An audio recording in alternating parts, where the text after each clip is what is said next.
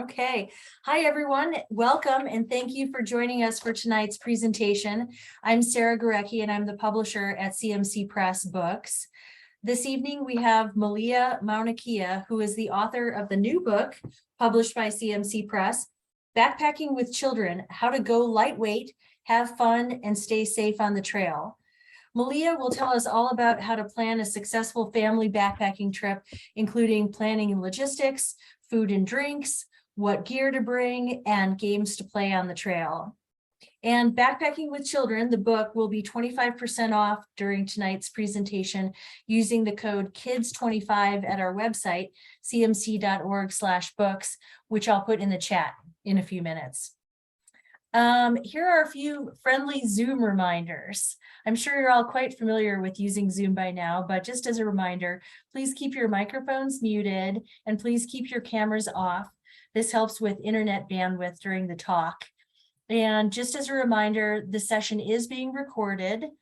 And please do ask your questions in the chat box as we go. We'll have a Q&A at the end with Malia, and she may also take some questions as we go along. And now to introduce tonight's speaker. Malia Maunakea is a native Hawaiian writer who lives in Colorado. She writes both middle grade fiction and nonfiction and is also the author of Lay and the Fire Goddess, which is forthcoming this summer from Penguin Workshop. And now over to you, Malia.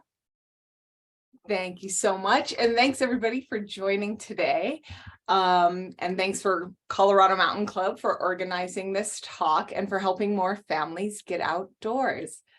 Tonight, I wanted to talk with you all about backpacking with kids. And my goal is to help you be more comfortable when planning your adventures, talk a little bit about what to take on your hikes and how to help your little hikers keep going and stay happy mile after mile.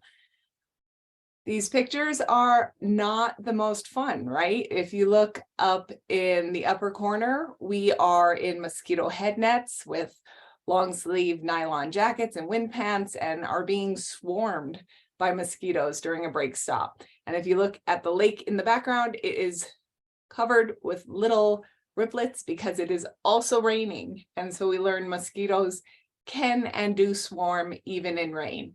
That was on the Teton Crest Trail, day one.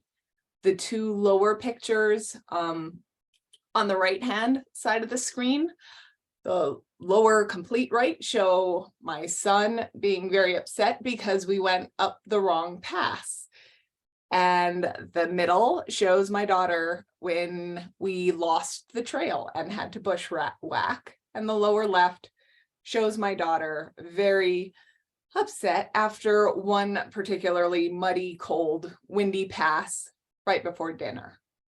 So we want to make sure that when we encounter these things out there in the woods, we know how to turn it around, get the kids back on the bright side so that it doesn't become our last family adventure. Who am I? I'm Malia. I started backpacking rather late in life, in my opinion. I started in college.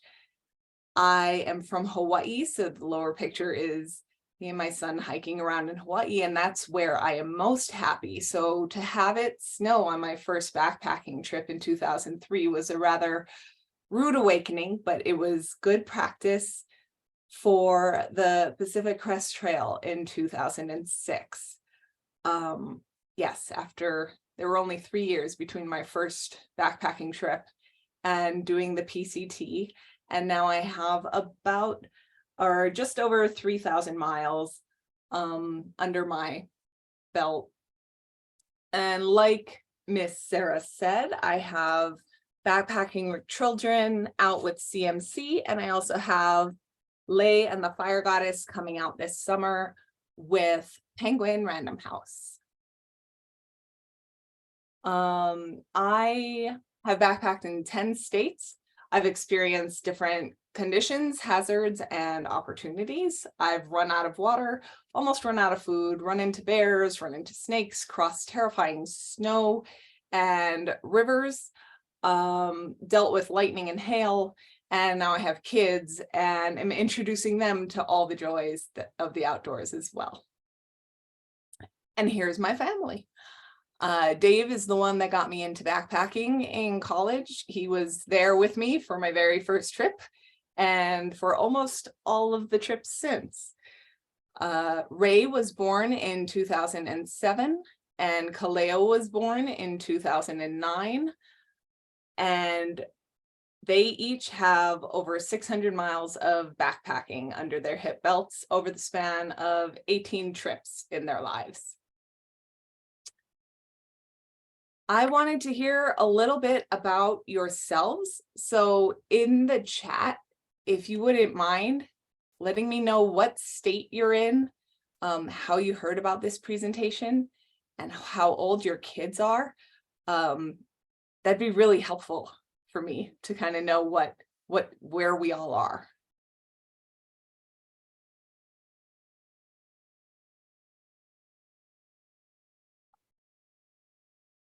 And just a little bit about these pictures while you folks are typing that information out. It's very weird not being able to see you guys. I'm used to being able to see faces on a presentation, so I'm hoping you're there. The picture on the bottom left is from the first backpacking trip that we did as a family back in 2012 when my son was 2.5 and my daughter was 4. The bottom right was in 2020 during our very COVID summer. We were social distancing from the entire world, it felt like. And then in 2021, we were up in the Porcupine Mountains in the Great Lakes area doing some out-of-state backpacking. Oh, this is great. Thank you, folks. So you guys learned about it on CMC, 5-year-old, soon 7 and 11, a 10-year-old, awesome. Yeah, I'll figure out how to get that link. I can't right now, but that's really great. Oh, I'm so excited you guys are here, and it sounds like everybody's in Colorado, so wonderful. Oi, okay. Last question about you guys. I think some of you have kind of touched on this. What's your experience level? Have you been backpacking before, like without kids? And what are you hoping to get out of this presentation? Just 2 really fast.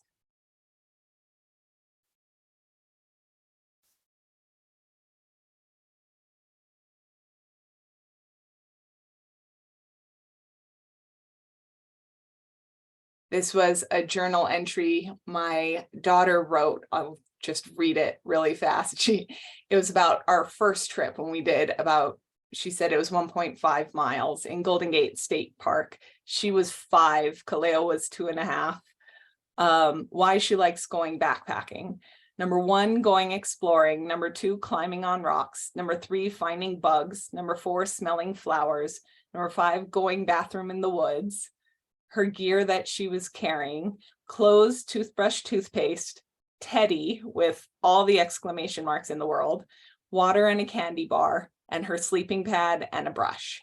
So that she was maybe 6 when she wrote that about her age 5 experience. So I love that she put all that down. It kind of falls in line with your children's ages. And hopefully you can see what the kids can get out of this. Awesome. Okay, thank you all. Great. So here my husband and I are a couple of engineers. So we're big into planning, big into spreadsheets. What we've done here, that is some sweet climbing, Rob. And great, you've backpacked once.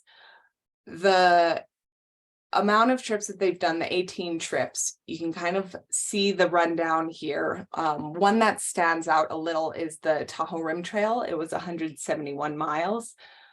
It took us 14 nights, and we did it when the kids were 9 and 6. Everything else ranged from a 1-night 2.4 mile trip when our son was 2.5 and our daughter was 5, and a 7-night 88 mile trip on the Colorado Trail. We didn't finish that. It was just a section hike. The kids have backpacked in Minnesota, Michigan, Montana, Wyoming, Colorado, California, Nevada, and Utah. But before we were able to put together this amazing trip list, we started at the beginning, right? We got to planning. So the first thing I am going to suggest when you guys are getting ready to go out into the backcountry is to figure out your where. How far from home do you want to travel? It doesn't sound like any of you have little toddlers. So when ours were little, they did not want to be in the car for a long period of time. So we stuck relatively close to home, trying to find trails and trailheads that wouldn't require hours and hours and hours and hours of driving to get to. As they got older and had a better understanding of what this was that we were doing, we were able to increase distance between our house and the trailhead.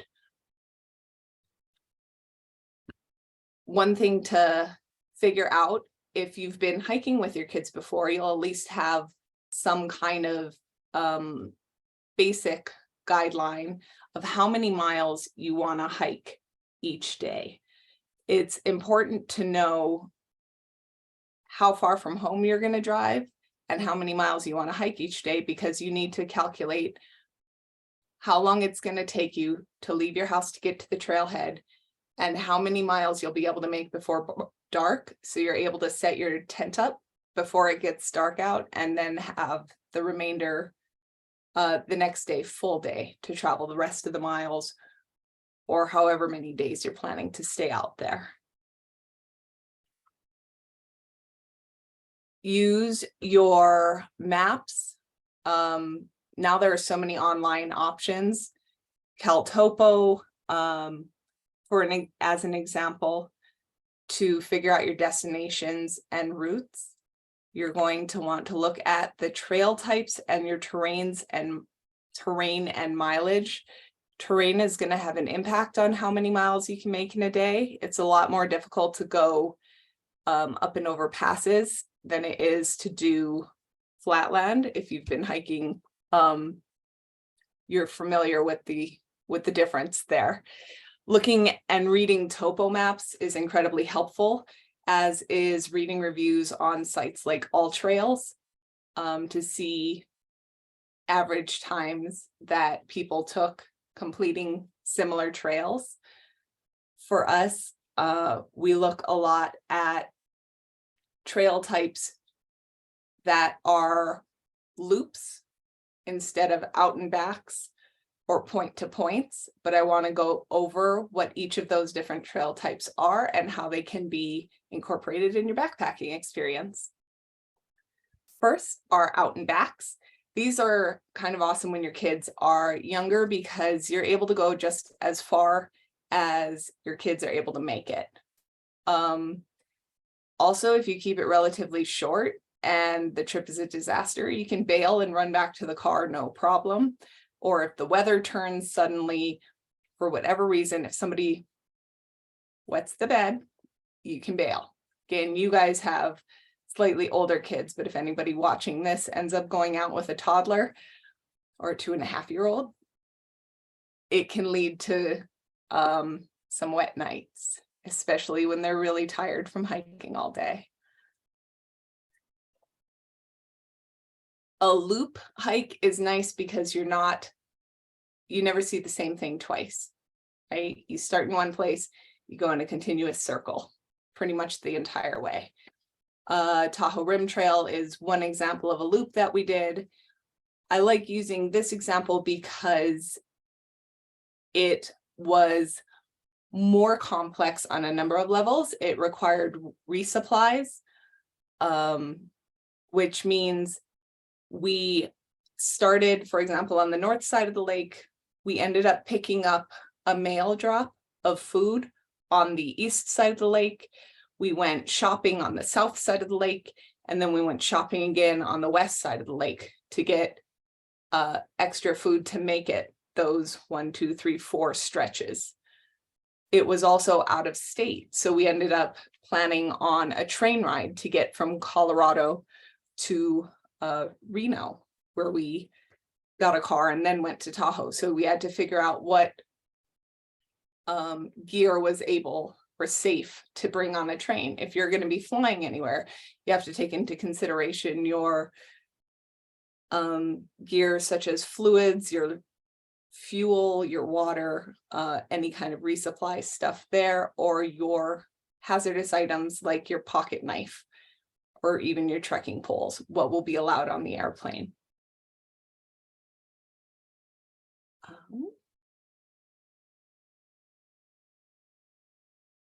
For the point-to-point, these trips can be really fun because, like a loop, you're doing all new scenery the entire time, not doubling back on anything. But it can be tricky in terms of how to get back to your vehicle or how to get back home at the end. One example of a point-to-point that I had a picture of. Can I go back? Yeah. So this Copper to Frisco loop, or point-to-point on the bottom left, that's an 11.8 mile up and over pass, Uinta, that pronunciation, pass. But the nice thing is that there is mass transit that runs from Frisco to Copper.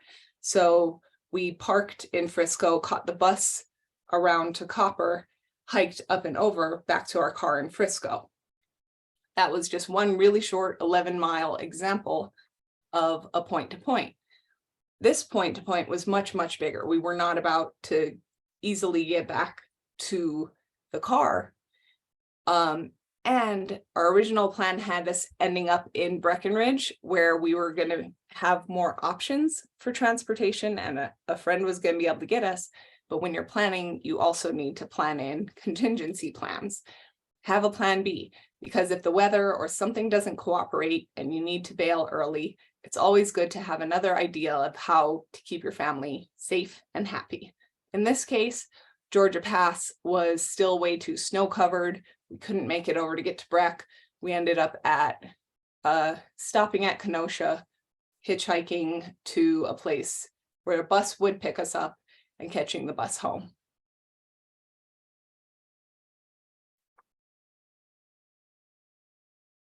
Also, know what the hitchhiking laws are in your state, and it can sometimes vary from region to region. So if you're okay with hitchhiking, go ahead and research those before sticking your thumb out. And now that all covers the where you're going to go, let's talk about the when. The most basic definition of the when question is, when is it right for your family to start backpacking, if this is an option for you guys? We did a bunch of car camping trips when our kids were still in diapers. And for my own sanity, I did not want to go backpacking until my kids were out of diapers. Some folks are comfortable taking babies and pre-potty trained kids out backpacking. That was not for me, but more power to them. I'm going to stick with the post-potty trained crowd. The next definition of when is seasonally. When in the year is a good time to go hiking? And that can really depend on region. So the way I'm going to define the seasons is kind of peak season, post-peak season, pre-peak season, instead of defining it by summer, winter, fall, since peak season can differ depending on where you are in America. I realize we're all in Colorado, so our peak season is kind of late summer. We're going to be watching snow melt to figure out when we can get up over the passes in the mountains. The tricky part though, so here's just an example on the Superior hiking trail where we're in peak season, again it's summer, you can still have within the span of a day, rain and sun. Same in Colorado, right? We're notorious for the afternoon thunder showers in the summer. Also, you can have amazing weather in September to go hiking. In early June and July, you might still have a good amount of snow on the passes. Yes, that's in Tahoe, but that happens very frequently in our Rockies as well. The Bottom Teton Crest Trail, again, when you're going over those big passes, snowmelt is going to be the number one thing to look out for, but also the thunder showers and hail in the afternoon thunderstorms. I had a video I wanted to show you all of a massive hailstorm that we were caught in, but I couldn't figure out how to make the video not lag on your end. In the desert and in warmer areas, I see somebody just entered the waiting room, but it might be prudent to head out earlier in the year. For example, we went to Pariah Canyon and we did that trip in March. We were supposed to do buckskin, but it was filled with water. So it's tricky to manage when to head into a slot canyon or when to do some of the southern trips before it gets too hot, but after the majority of the water is passable.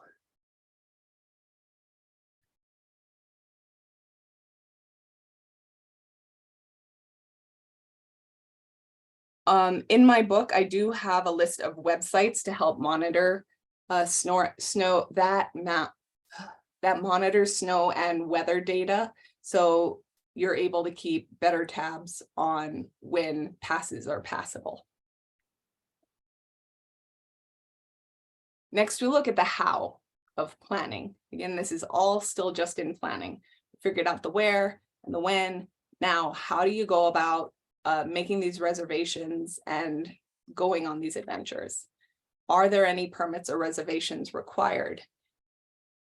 You should figure out what agency manages the area you're interested in that you figured out in the where. Check on their website or give them a call to determine what type of permit is required and how to acquire it. If there are no permits or reservations, you're able to just show up and go. For example, in the flat tops, there were no permits required. We could just show up and go on an adventure, camp anywhere, like, on the trail. But there were no permits required in July of 2020. That could always change in the future. Always call and check. If there's a free or low cost permit, usually those are available to pick up on the day of the hike at the government office or trailhead. Sometimes there are walk-up permits at popular spots. A percentage of available permits will be held for walk-ups. It's really important in these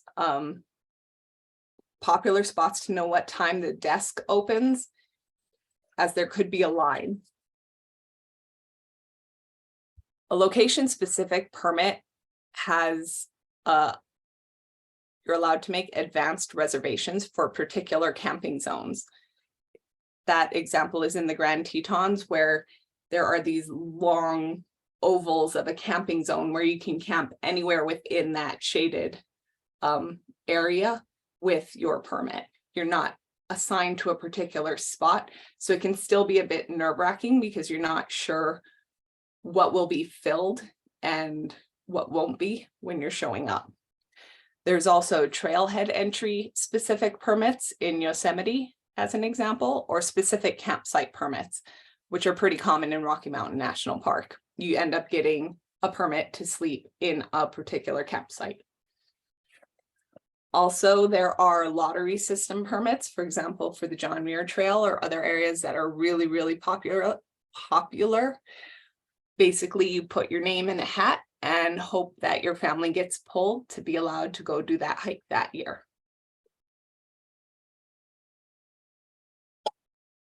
One important thing is to know how far in advance the permits open up for registrations. Sometimes they're open 4 to 6 months in advance or more. The planning you completed in the previous step will help you know when approximately which campsites you want to reserve, but always have a backup plan in case there's just a huge amount of folks trying to get those permits all in one specific area. We were trying to get, was it Banff in Canada?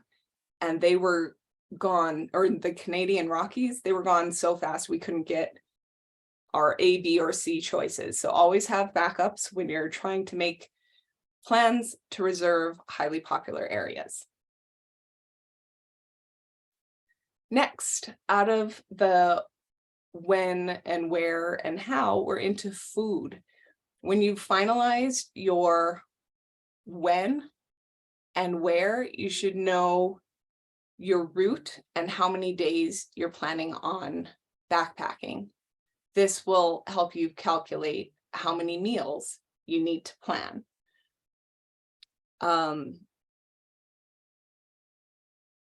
Everyone will eventually figure out a system that works for your family. For us, we've learned that we like having a prepared breakfast that we've made at home and a cooked dinner. And then throughout the day, we just eat 4 separate snacks. They're not necessarily, we don't really have a specific lunch time, as everybody's hunger kind of comes and goes at different times throughout the day, but we can just eat snacks for 4 of our breaks. Breakfast is usually a power pack smoothie consisting of quick oats, Carnation instant breakfast. Hold on.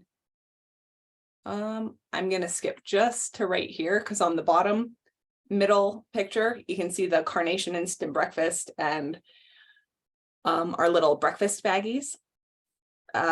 Quick oats, Carnation instant breakfast, protein powder, dried milk, powdered greens or a veggie mix that we put into Ziploc bags, and we have slightly bigger servings for the adults and smaller servings for the kids. For dinners, we usually cook 1-pot meals. You can see in the picture on the bottom left that our pot used to be a lot smaller when the kids were smaller. It was 1 liter and now it's up to 1.9 liters, but still with our kids at, well, they were both teenagers at that point. We were able to still eat just 1 pot and they would be full prior to finishing that 1 pot, because it's not the tastiest meal in the world, especially compared to the snacks that we have, but it's enough. We just focus on calories and making sure it's nutritious enough to keep us fueled.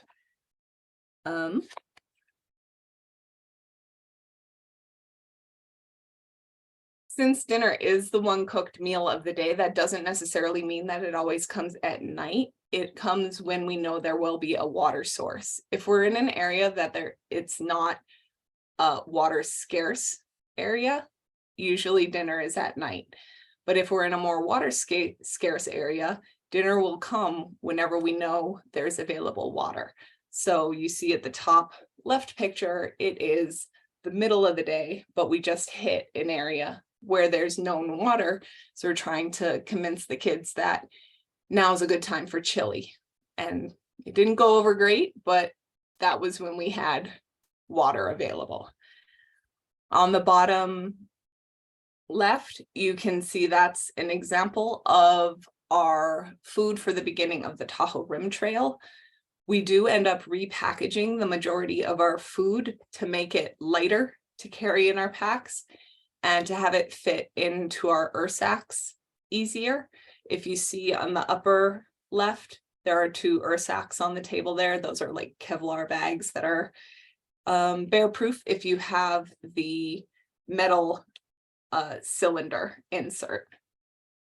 So some example of foods that we take backpacking. We are vegetarian, so we take a lot of peanut butter and Nutella and tortillas that you can roll up. That makes a good snack. We take avocados and crackers. We take harder cheeses that will last without refrigeration. Lots of nuts and dried fruit and granola bars and other protein bars. If you do eat meat, there's always jerky and salami and other dehydrated or processed meats that will last without refrigeration. The kids really enjoy honey roasted peanuts, but know that anything you start out with, you might get sick of after a number of days on the trail eating nothing but that. So variety can be really important. Okay. For calorie intake, how much food you're going to carry with you. It's important to think of how many calories are in every ounce of food, or that's just how we look at it. So for example, pure olive oil is 250 calories an ounce, an apple is 15 calories an ounce, and a Snickers bar is 139 calories an ounce. The FDA recommends 2,000 calories per day. Andrew Skirka, a really prominent backpacker who's done fastest known times of the PCT and that kind of stuff, he suggests 3,000 calories per adult per day. The way we, again, engineer brains like to handle our food planning is to estimate roughly 20% of our caloric intake is in our breakfast, 20% is in our dinner, and 15% is in each of those 4 snacks throughout the day.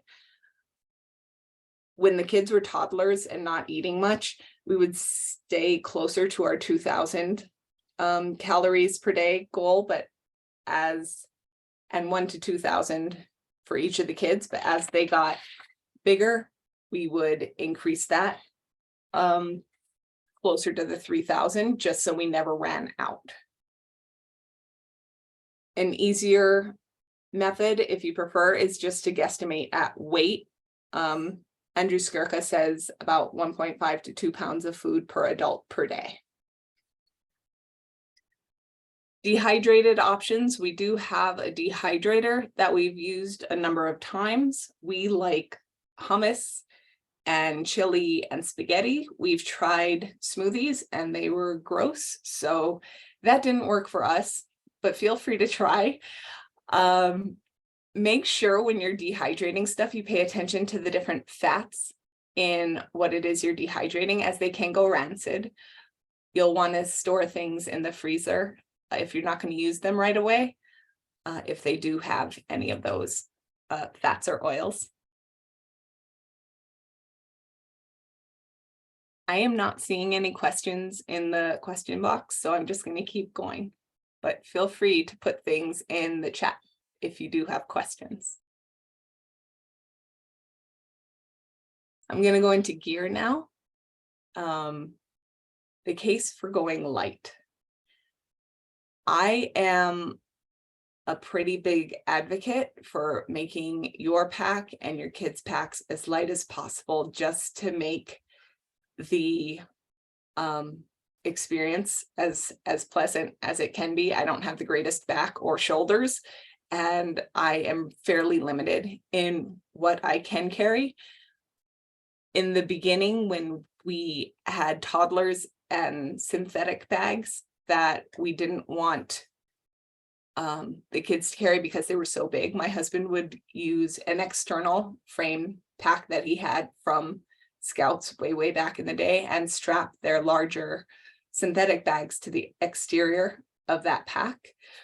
Once we were able to move into down bags, or down sleeping bags or down quilts, if you guys have quilts, the kids were able to carry their own sleeping bags because they're very light. You want to make sure that the kids' pack weight is limited to 20% of their body weight. If you can keep it down even lower, closer to 10, that would be awesome. For example, if your kid is 50 pounds, they should be carrying only 5 to 10 pounds of gear. There is a gear list by age range in my book on page 42. If you happen to have it, it breaks down what we had our kids carry as they got older and when they were able to carry various things. But the biggest things that you're going to be looking at are tents, sleeping bags, sleeping pads, and clothing. Here's an example of what they carried on the Tahoe Rim Trail, which was the 170 miles. My daughter was 9, so you can see on the left-hand side of the screen, she's got her clothes, her 2 pairs of shoes. This is everything she's wearing and carrying. So this is absolutely everything she took with her for that hike. In the backpack are her sleeping pad, her sleeping bag, and her umbrella.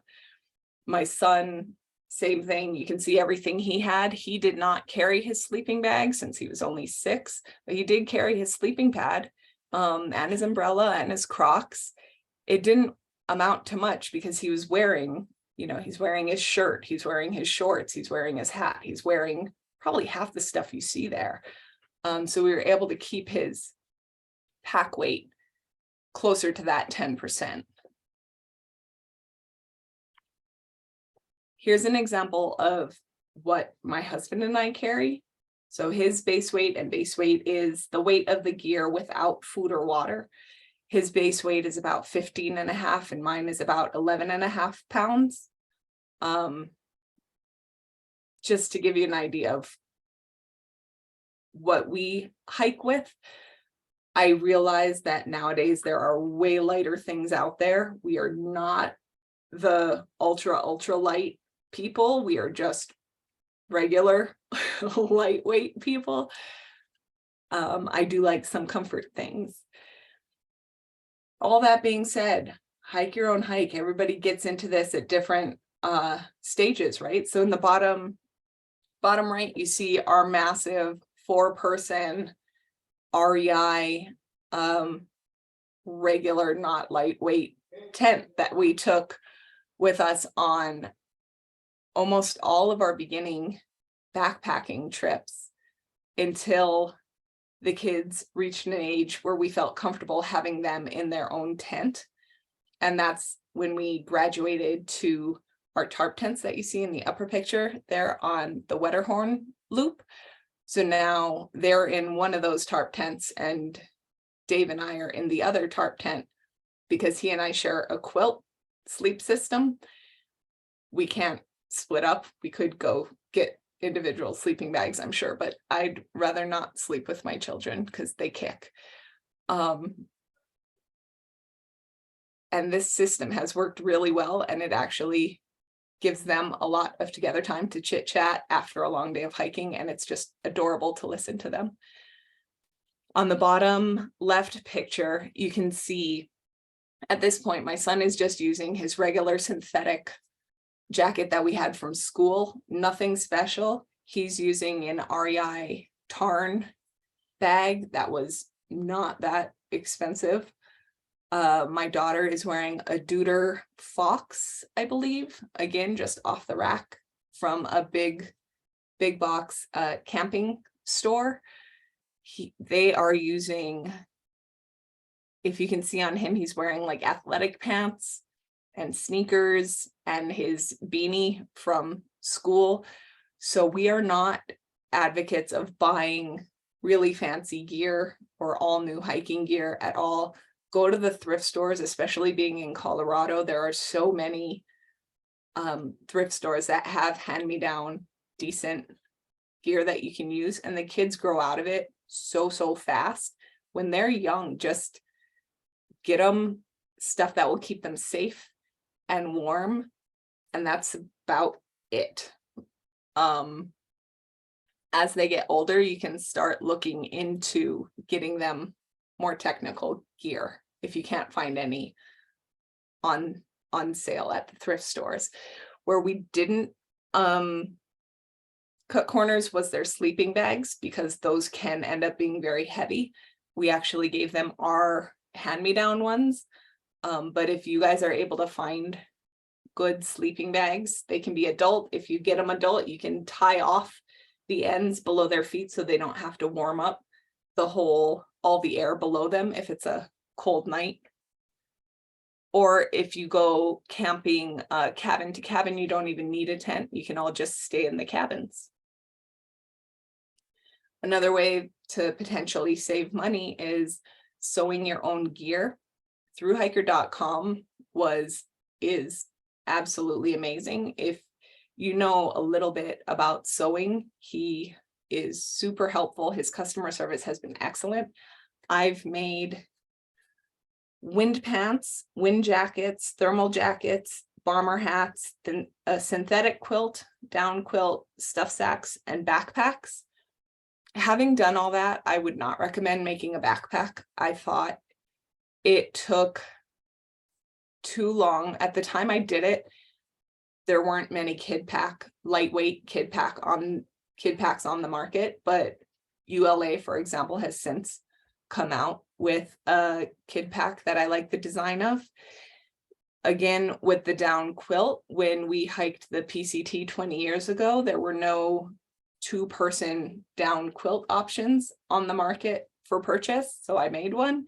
Nowadays, there are quite a few quilt manufacturers. The things I do like, I do think I found value in sewing include the bomber hats, the wind pants, and the wind jackets. The bomber hat was on rayjardine.com. Wind pants and wind jackets were both on throughhiker.com. I've yet to find another wind jacket. They're nylon, sil nylon. I can't remember if it's sil. It's not waterproof, which is perfect because you don't end up getting all sweaty, but they dry lightning fast. So if you're walking in a rainstorm, we use umbrellas because we end up in hail.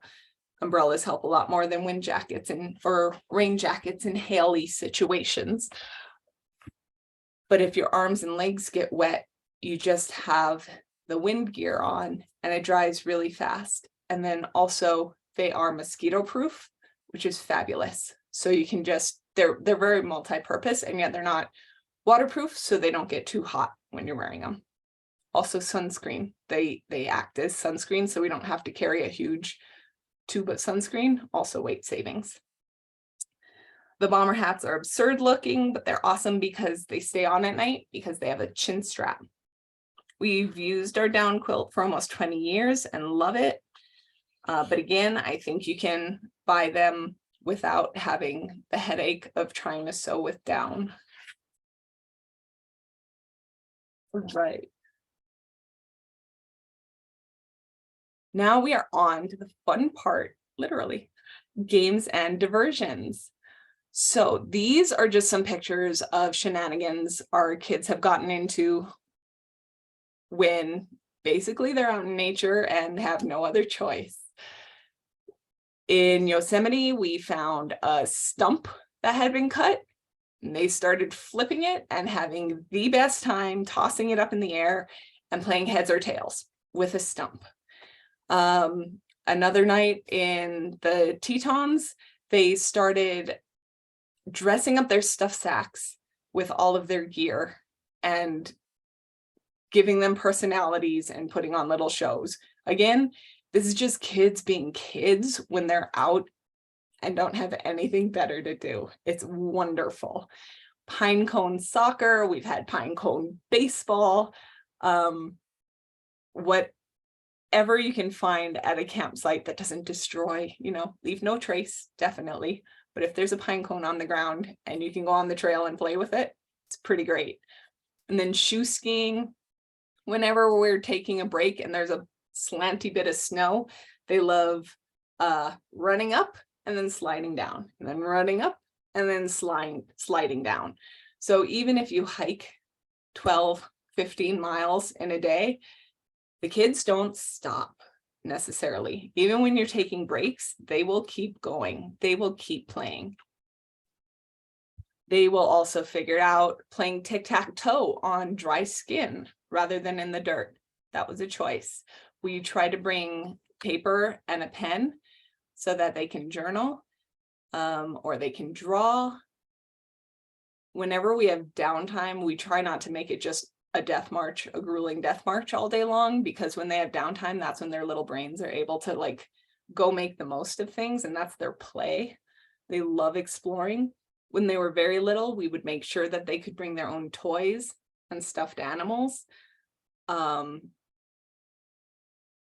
then we counted things, like we made whatever was in the trail part of the adventure. So in that Pariah Canyon, we had over 100 river crossings. So that's us marking the 100th crossing.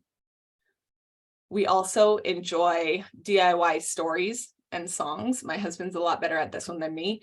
Basically, when we're walking along and any kid starts getting bored, he will spin the longest, most absurd story you have ever heard, but it keeps them completely fascinated and entertained. I stick to retelling the classics. I will think of a movie. For example, we did Princess Bride, and we did Monty Python and the Holy Grail, and we've done The Big Lebowski. Like, you make them all PG and you just get to the plot and throw in some funny quotes, and the kids love it. Design your own. This one keeps them so happy. You can either do it on the paper when they're in the tent for the night, or you can just do it while you're walking. We have designed RVs, we have designed tree houses, we've designed houses and mansions and boats, and it's just the most wild out there creations. Like, how many pools are you going to have in your tree house? And are you going to have an ice cream maker that can also make cotton candy? And are you going to have somebody on roller skates coming down a twisty slide to deliver you your root beer float at night? Yes, there's a lot of food also when you're on the trail involved in most of these make-believe things, because we're always kind of dreaming about something yummy and cold that you can't get when you're backpacking. Many questions. This is a spin on 20 questions because we don't count how many have been asked. Somebody comes up with something and everybody has to ask, is it a animal? Is it an animal? Is it a man-made? Is it man-made? Is it found in nature? We did have to put rules in place when my son created something like, it's the word awesome. It's like, no, it has to be actual, tangible something. That is fun and can be tailored to many different age groups. Round robin stories. This one requires you to pay a little bit of attention when it's coming back your way. Somebody says a sentence or, a solid paragraph or however long they want to talk, and then they stop and the next person has to pick it up and keep going, and the stories get fantastical and absurd, and they're pretty awesome. Songs with the word. So, for example, if the word is boat, you all start singing songs. You go in a row and see who can come up with songs with the word boat in it. Row, row, row your boat. Rock the boat. Yeah, just as many as you can. And whoever is the last person to be able to come up with a song, they win. Again, you can tailor it for easier or for more challenging words. Stick with love if you want something easy, or the word the. Oh, I have a whole bunch more examples in the book. I just didn't want to focus too much time on games and diversions. But rewards are also very fun. And they are part of what have kept our kids coming back time and time again. Some people can call them bribes because they essentially are, but I'm okay with that because I'm getting to do what I want to do too. So it's win-win. We always go out for a treat when we're done with a trip or in the middle. If we're doing resupplies in town, we try to make it a special experience and go find a yummy snack to get or something fun to celebrate finishing one leg of the hike. Another reward system that we have are jelly beans. Excuse me.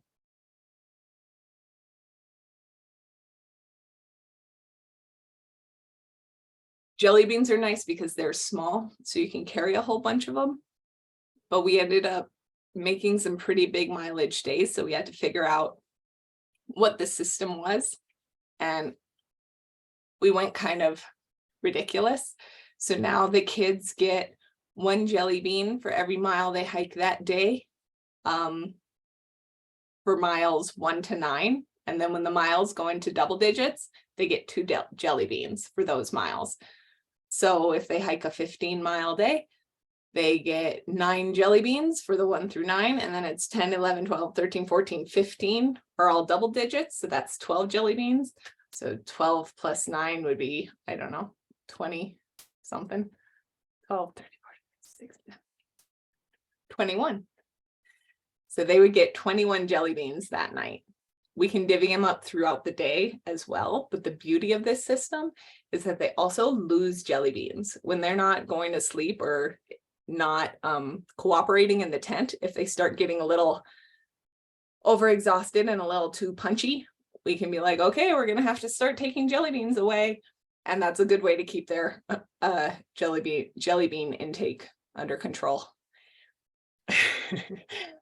And then the bottom picture are full-sized candy bars that we get 1 a day, and we get to choose when we're going to have our full-sized candy bar, if it's going to be on the peak of the mountain or after a particularly long push, or whenever we'll have them. We found that candy bars can have the same amount of protein and calories as other bars, and they're a heck of a lot cheaper, and the kids love them. So for hikes, for backpacking trips, we're cool with it. It's kind of the thing that makes the trip special for ours. You guys can make it your own way. I'm not advocating all the sugar all the time if that's not your family's bag, but figure out a system of rewards that's special to the trail. I have no idea what time it is. I'm sorry, you guys. Oh, but we're here. So I wanted to do a reverse from the first slide that I showed, where all the kids were miserable and we had made so many mistakes, and we had mosquitoes and rain and muddy shoes and misery, to show you guys that the kids really, really can come into themselves and just glow on the trail. And you have so much one-on-one time away from screens and away from electronics and away from all of the busy chaos of everyday lives, that I think the kids really enjoy and appreciate that time to connect with us as adults. To have our undivided attention, I think, is really something that they don't get these days necessarily on an everyday, day-to-day basis. So, yeah.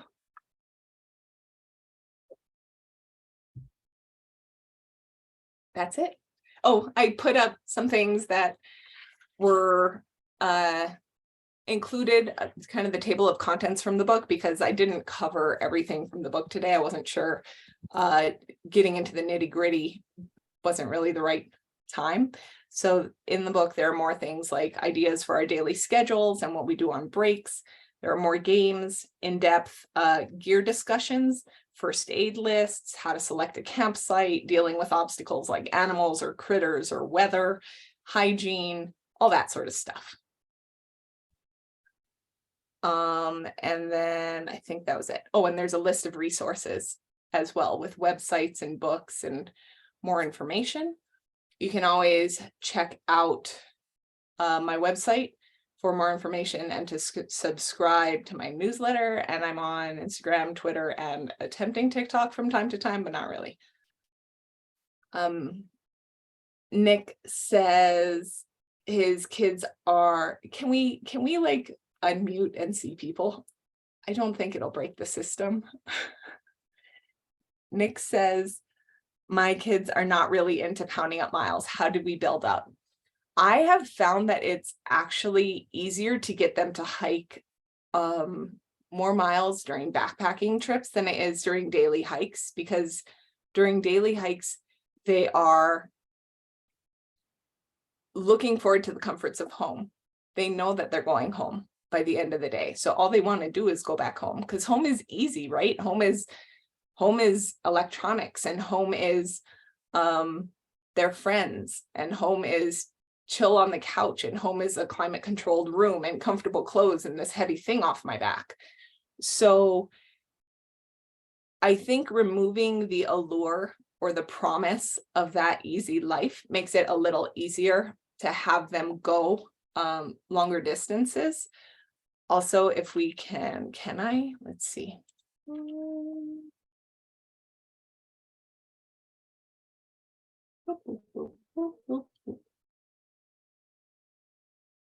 So if you can see here, we started out at 2.4 miles, then 4 miles, 4 miles again, then 11.8 miles, but that was again over 2 nights, 5.1 miles for 1 night. Then this one was kind of the biggest, 24.1 mile.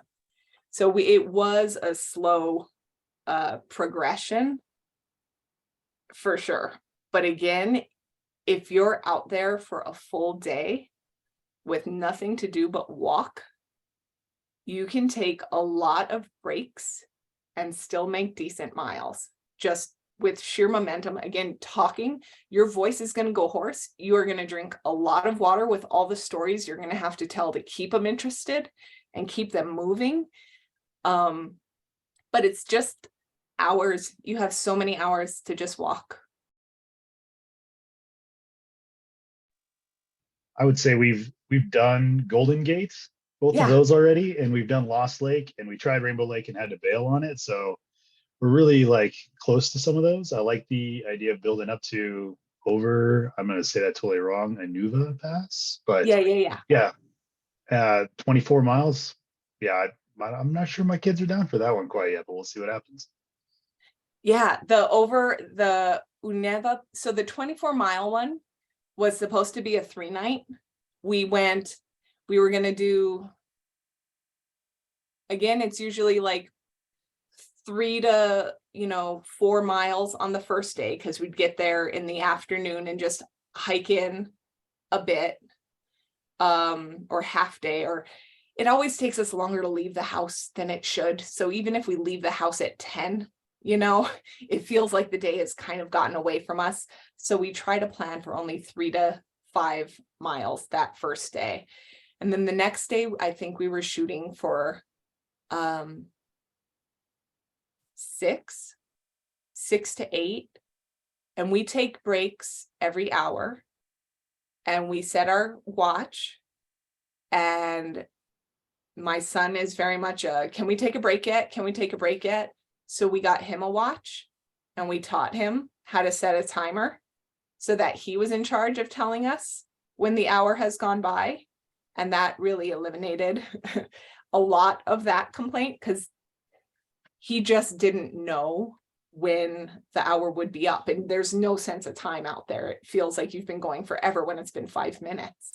But it turned out that on the next day, like after we went, 6 or 8 or whatever for that one day, for the next day, we're like, okay, we have 11 miles more to go ish, or whatever it ended up being.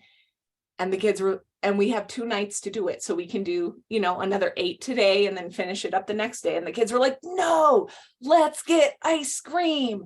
We can pound this out. Like, they were so gung ho. That flip and that motivation for them to get the ice cream, and they were beat. By the time they were done, they were done. But they're going to be a full year bigger the next summer. So it was that trip where they kicked it into high gear that we thought, oh my goodness, they can make the miles. If properly motivated, they can make the miles. So that was interesting to see. And again, on the Tahoe Rim Trail, our goal was to start out doing like 10 miles a day, which it sounds like a lot. I know. With kids it does, yeah. Yeah, you're waking up at 7 a.m. because kids don't like to sleep in, little punks, and you're hiking till 7 p.m. because it stays light until 9 at night, and you're taking a million breaks, and you are playing in the lakes, and you're playing on the things, and you're doing all the relaxing, but you just have so many hours to walk. Like, we were not going that fast. it's just having that much time when you're out there without the having to pack up and get out of the house and drive somewhere. That makes sense. We'll see. Yeah, and that's all you can do. Every summer I felt like it was very different, and we never really got past. We hit 15 miles or 16 miles on that Tahoe Rim Trail, and we've never exceeded it. Like, that was, my son was 6 and my daughter was 9, and even now it's like, no, that's kind of max for our family. We're much more of a 10 to 12 a day family. Okay. And how did they do on the Colorado Trail? Did they really enjoy those sections 1 through 5? That was a burly trail because That's a tough start, yeah. yeah, and it's Colorado weather. So those were the nastiest hailstorms and thunderstorms, and we knew it, and that's why we had pushed off doing it, because the Sierras have much better weather. They don't get the afternoon thunderstorms, so that's why we started on the Tahoe Rim Trail. And yeah, we had blue skies the entire time, not a lick of rain. Colorado's a much different animal, and we knew that. So we waited until they were old enough to understand that if there was danger or a storm moving in, we needed to move down the mountain fast. And we had to bail twice. Never in serious danger, but lightning is my biggest fear. I really don't like it. So I tend to, okay, we're getting down now, where we probably would have been fine, but no, I don't mess around with that. They liked it because the Lost Creek Wilderness section that we went on, we try to find water wherever we can, because kids like water, and we found the creek where it gets lost and goes like under these massive rocks. And Yeah. So we went and played in that little cave for a while, and it was good. Okay. Yeah, that is a fun area right there. I remember doing it as a kid, so. Okay. Yeah, it's gorgeous. And I have another question in my direct message. How did I keep convincing my kids to join us on backpacking trips time after time, especially after some miserable experience, whether they be weather related, poor trail conditions, bugs, etc. Also, their interests change over time. How did you manage to engage them in outdoorsy activities? So this question really hits home for me because my sister and I are completely different, and my mom would take us on family hikes, and my sister absolutely abhors the outdoors and anything hiking related, and she has never changed her entire life. She has hated it, and I've always liked it. So I came into this understanding that my kids may choose not to like it as well, and what is my stance going to be? Am I going to force them to do it anyways because I want to, or am I going to be a nice mom and be like, oh, that's cool, it's not your bag, we'll find something else to do? Turns out I force them. Shame on me. But they seem to perk back up again when we make a point of noticing their attitude. So when we see that they're going through really, really hard times, or they're really miserable, we've realized a lot of times that means they're dehydrated or they're hungry. Our kids each have specific sounds that they make when they're dehydrated. Our daughter's sighs like the world is about to end, and our son asks to take a break and starts getting really whiny. Anytime either of them do those things, we force them to take 5 sips of water. And usually that turns their attitude around, and they can make it that 1 to the 1 hour break.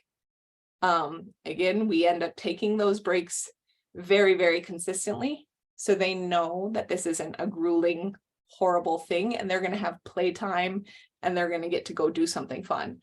We are in performance mode.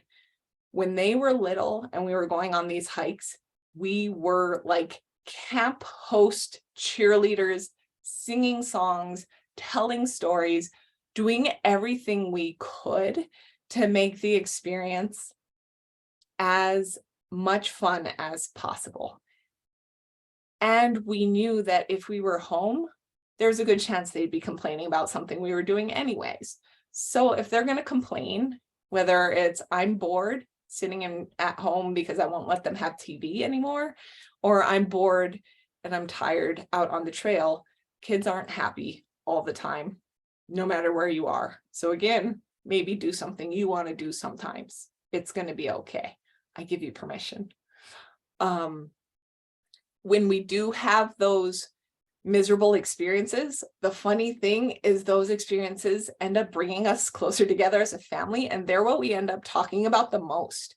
We had the hardest, most miserable experience on the Maroon Bells Trail. There was a dotted line on the map, and it was not a shortcut. We should never have taken it. It was so hard. It was so hard, but we survived. And we talk about that little section more than almost any other hike. And we know that Dad loves shortcuts and not to follow dotted lines on trails anymore. So it does build character. Misery loves company. It's great. It's great to get them out of their comfort zone in a safe way. And in a way that you know they're not in any real danger. Yes, bugs suck. Oh my goodness, mosquitoes can be awful. But you'll come through it and you'll see cool things. And we've seen bears that they absolutely loved. And they always talk about the bears that we've seen. They talk about the lakes they've gone swimming in. They love showing their friends pictures of what they've done. So I think that looking back on the experiences, you tend to focus on the good and not necessarily the bad. When they turned 11, they both asked to be in Scouts. And so now I'm a Scoutmaster and I'm leading the backpacking merit badge this year. And our kids are both super pumped to go and do it. There were a lot of arguments leading up to this point, like getting out of the house is really hard. Always expect complaining, always expect arguments, always expect, I don't want to go. But once you get them out there and you get them going, after the first 3 hours, they usually fall into a rhythm. As long as you're performing when they're younger and telling good stories and keeping them occupied, they fall into a rhythm and they start figuring it out. I love lightweight fairy lights too. That's a fabulous idea.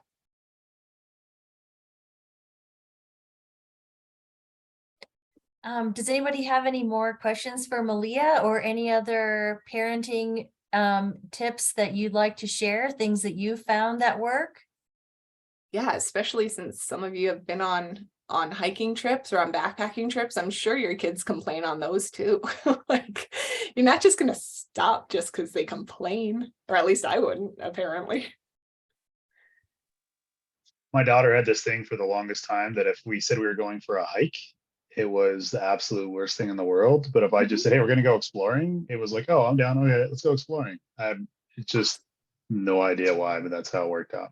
Yeah, it's all in sales, right? Marketing. Yeah. I love After a while, that. she's like, come on, Dad, I know we're going for a hike. I'm like, whoa, we're just going to go over there. We're going to go look at some cool stuff. Yeah. That is perfect. And that's the other thing. If you can find friends, any friends that are willing to go exploring with you, that changes attitudes so fast. If they're allowed to bring a buddy and tent with a buddy, then they end up having their own little conversations, and it's a load off of you, because then you're not the camp counselor the whole trip anymore. You get to like have silence and not be talking the entire time. So if you're able to find a buddy to go with you, I definitely recommend it. Great. Well, thank you so much, Malia, for all that great information and inspiration. And thanks everyone for attending tonight. we'll see you out on the trail. Thank you. Have a great day. Thank you. Have a good night, everyone.